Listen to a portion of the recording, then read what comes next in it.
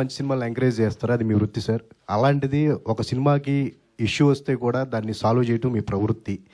ఇప్పుడు on going dispute ఒకటి అవుతుంది, అన్ఎక్స్పెక్టెడ్, ఎవరు ఎంకరేజ్ చేయలేదు. ఏంటి సార్ అది సాల్వ్ చేయడానికి మీ వైపు నుంచి, అంటే మీరు కనుక ఇన్వాల్వ్ అయితే అది సాల్వ్ అయిపోతుంది అని చెప్పేసి అంటారు? వాట్ ఎవర్, అందుకని లేట్ అయింది. I was doing something, it will get solved. అంటే ఎరోస్తో మీకున్న డీలింగ్ అనేది ఈ కంప్లీట్గా సాల్వ్ అవ్వడానికి అంటే ఏంటి సార్? అంటే మీ కాదు, see, those are all financial matters. They should not be discussed in the open. See, unfortunately, the business part is going too much to the street. ప్రతి ఒక్కడు ఈ ప్రాబ్లం అంట, ఇంత డబ్బులు అంట, అవన్నీ ఎందుకు?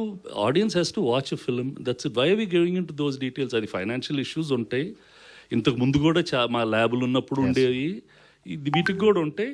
If you plan it earlier, it will get sorted out. అంటే ఈ రోజుకి అది సాల్వ్ అయ్యి అవుతుందా అని చెప్పి we wish it gets sorted. Okay, right sir. Done. Sir, అంటే మీరు జనరేషన్ మారుతుంది కదా, మీరు కూడా మారిపోతున్నారు కదా అసలుకి. అంటే ఇట్స్ నాట్ అబౌట్ దట్. అడగడు. అదే సార్, అసలు అంటే ఈ బ్యానర్ ఇలాంటి సినిమాలు అసలు ఎక్స్పెక్ట్ చేయము అబ్బాయి, ఎందుకంటే ఒక థాట్తో ఉంటారు. కాకపోతే మీరు మారిపోయి మొత్తం కూడా ఇలాంటి ఎలా సార్ అప్డేట్ ఇలా ఇది కొత్త వాళ్ళతో?